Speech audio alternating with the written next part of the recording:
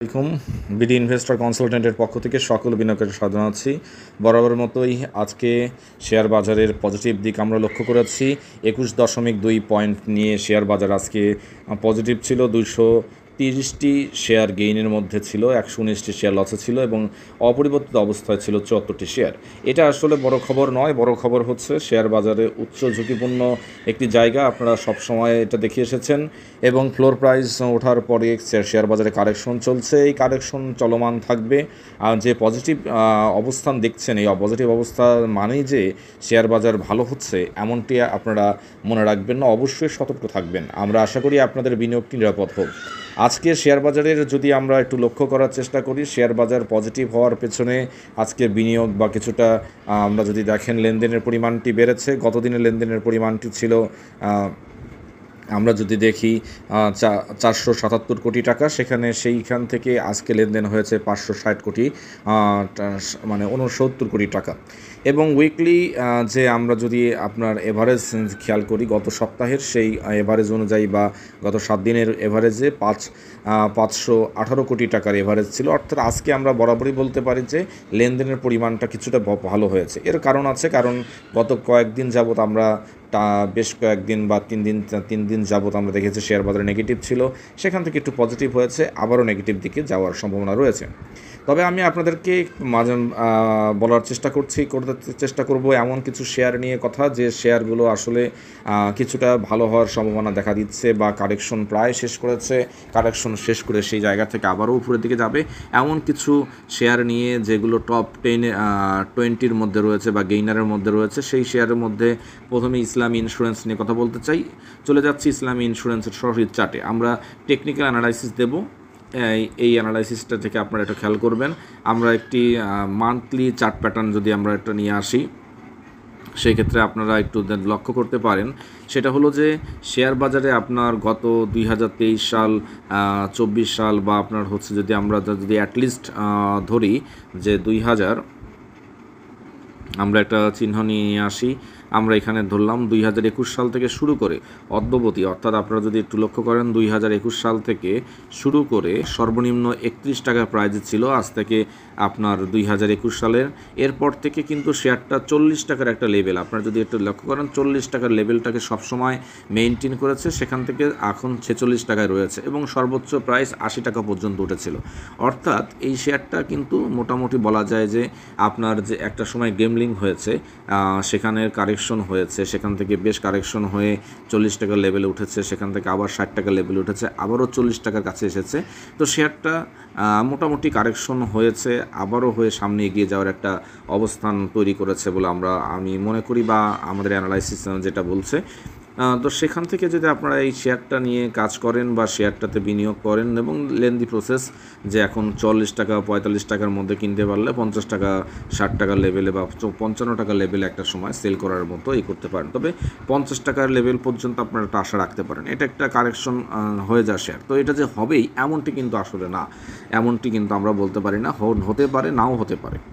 এরপরে আমরা ইসলামী ইন্স্যুরেন্স কোম্পানির যদি আমরা একটু ফান্ডামেন্টাল অ্যানালাইসিস নিয়ে আসি, তাহলে আপনারা যে জিনিসটি দেখতে পারবেন, এই ইন্স্যুরেন্স কোম্পানির আসলে ফান্ডামেন্টাল অ্যানালাইসিসের মধ্যে আমরা গেলাম না। এরপরে আমরা চলে যাচ্ছি পাওয়ার গ্রিড শেয়ারটার আমরা প্রথমেই বলে রাখি, এই শেয়ারটিও বেশ কারেকশন হয়েছে। এই শেয়ারটা আমরা দেখতে পাচ্ছি আজকে মোটামুটি 4.94% শেয়ারটা গেইন করেছে যথারীতি। এই শেয়ারটার যদি আমরা একটা উইকলি চার্ট নিয়ে আসি, তাহলে আপনারা একটা ভালো জিনিস লক্ষ্য করতে পারবেন। শেয়ারটি আসলে মূলত শেয়ারটা দীর্ঘদিন, যদি 2018 সালের পর থেকে আমরা যদি 16 সাল থেকে শুরু করি, দীর্ঘদিনের একটা যাত্রাপথ, 16 সাল থেকে যদি আমরা শুরু করি, সেক্ষেত্রে 16 সালের লেভেল থেকে যদি আমরা দেখার চেষ্টা করি যে শেয়ারটা এই 40 টাকা 42 টাকার নিচে কিন্তু কখনো যায়নি। আপনারা একটু লক্ষ্য করেন, যায়নি, উপরে উঠেছে, উপরে কখনো 70 টাকার লেভেল 80 টাকার লেভেল পর্যন্ত উপরে উঠেছে, আবার সবচেয়ে বেশি উঠেছে 60 টাকার লেভেল। অর্থাৎ আমরা যদি লক্ষ্য করেন যে এই শেয়ারটাও গত 2016 সাল বা 15 সাল থেকে শুরু করে যদি আমরা অদ্যবধি 2024 সাল, তা 8 বছরের অ্যানালাইসিস দেখি যে 40 টাকা হচ্ছে তার একটা স্ট্রং জোন বা এটা একটা লেভেল। এই লেভেলের নিচে কিন্তু সে তার অবস্থানটা কখনোই হয়নি। আপনারা যদি একটু লক্ষ্য করেন যে এর নিচে কিন্তু অবস্থানটি হয়নি, অর্থাৎ আমরা যদি দেখি যে এই বছরের মধ্যে সবচেয়ে নেমে এসেছিল, নেমে যেখানে অবস্থান করেছে সেই নামার অবস্থানটা কিন্তু খুব বেশি যে আপনার নেগেটিভ বা 36 টাকা 37 টাকা বা অর্থাৎ 40 টাকার একটা লেভেল, 35 34 37 40 টাকার লেভেলে কিন্তু সে সর্ব অবস্থাতেই ছিল, যার কারণে এই শেয়ারটার কিন্তু একটা পজিটিভ দিক যে এখানেটাও এটারও একটা কারেকশন হয়েছে, এর একটা কারেকশন হয়ে 40-এর লেভেল রয়েছে, 42-এর লেভেল রয়েছে, তার এটারও কিন্তু একটা ওঠার সম্ভাবনা রয়েছে। তাহলে এখানেও আপনার একটা দীর্ঘমেয়াদী বিনিয়োগ আপনারা করতে পারেন, এই একটা বিষয়। এরপরে আমরা যদি চলে যাই, আমরা যদি দেখা জেএমআই হসপিটাল, এটি নতুন একটি শেয়ার বাজারে খুব বেশি দিন আগে আসেনি। আমরা যদি লক্ষ্য করি একটা উইকলি চার্ট নিয়ে যদি যে অ্যানালাইসিস করি তাহলে আমরা আরও ভালো বুঝতে পারবো। এই শেয়ারটি আসলে 2000 আমরা যে সালে আমরা এটাকে পেয়েছি, মূলত পেয়েছি হচ্ছে এটা 2022 সালের এপ্রিলে। এখান থেকে শেয়ারটা আইপিও হিসাবে আসার পরেই শেয়ারটা বেশ লেভেলে 97 টাকার লেভেলে চলে যায়, পরে একটা কারেকশন হয়ে আবারও শেয়ারটা যথারীতি 139 টাকার লেভেল বা আপনার 40 টাকার লেভেল পর্যন্ত, 143 টাকার লেভেল পর্যন্ত চলে গেছিলো, আবারও কারেকশন হয়ে বেশ কিছুদিন ঘোরাফেরা করছে। অর্থাৎ আপনারা যদি একটু লক্ষ্য করেন, দেখেন প্রথমে আইপিও থেকে ওঠার পরে কারেকশন হয়ে ঘোরাফেরা করছে, তো এখনও সে নিচের অবস্থানে রয়েছে। তো এই শেয়ারটা কিন্তু আবার সামনের দিকে একটা কারেকশন যথা বলা যেতে পারে যে এর অধিকাংশ সময় যে লেভেলটাতে ছিল অবস্থান করেছে, সেই লেভেল অনুযায়ী আমরা যদি লক্ষ্য করি যে 60 থেকে 70 টাকার লেভেলটাতে এরা বেশি ছিল, এর থেকে সে নিচে নামে নাই। তো এখানেও শেয়ারটা এখন 60 টাকার লেভেল রয়েছে। এখান থেকে যদি একটা পজিটিভ হয় তাহলে সেই ক্ষেত্রে এটা একটা পজিটিভ হওয়ার সম্ভাবনা রয়েছে। তো আপনারা এই শেয়ারটাও দেখতে পারেন। যাই হোক, আপনাদের জন্য এই আলোচনাগুলো নিয়ে আসলাম। এখানে আপনাদের বাই সেলের করার জন্য আলোচনা না, উদ্দেশ্য আলোচনা হলো আপনাদের মূলত কিছু জানানো যে আপনারা দেখে শুনে বিনিয়োগ করেন। এরপর আমরা যদি আরেকটা শেয়ারের কথা বলি, সেটা হচ্ছে গ্লোবাল ইসলামী ব্যাংক, এইটা নিয়ে আমরা একটু কথা বলি।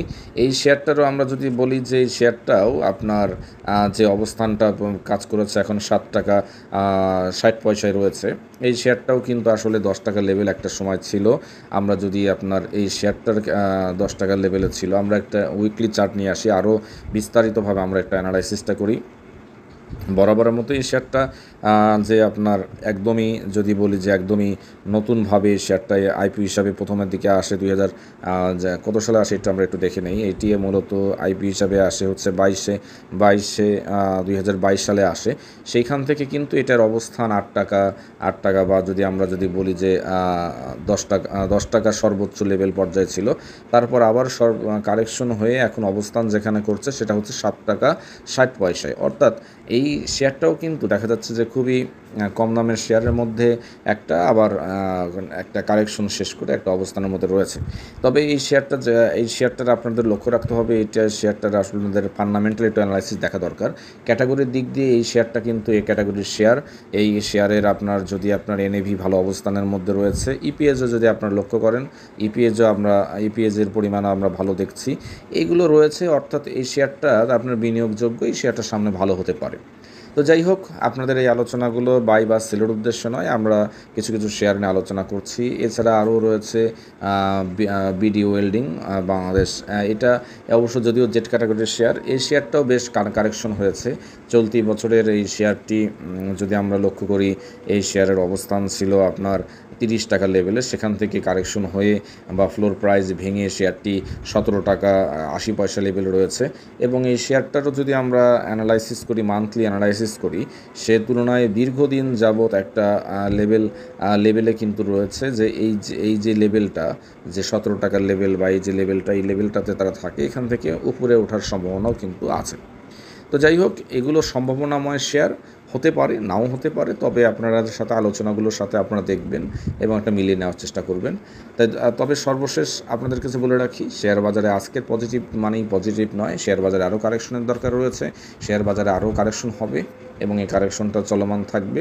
আজকে যেমন বেড়েছে, দেখা যাচ্ছে আগামীকালে আবার দেখা যাচ্ছে নেগেটিভ একটা বাজার হওয়ার সম্ভাবনা বেশি, আবার দেখা যাচ্ছে অথবা নেগেটিভ না হলেও এর পরের দিন নেগেটিভ হওয়ার সম্ভাবনা বেশি। তো ধন্যবাদ সকলকে।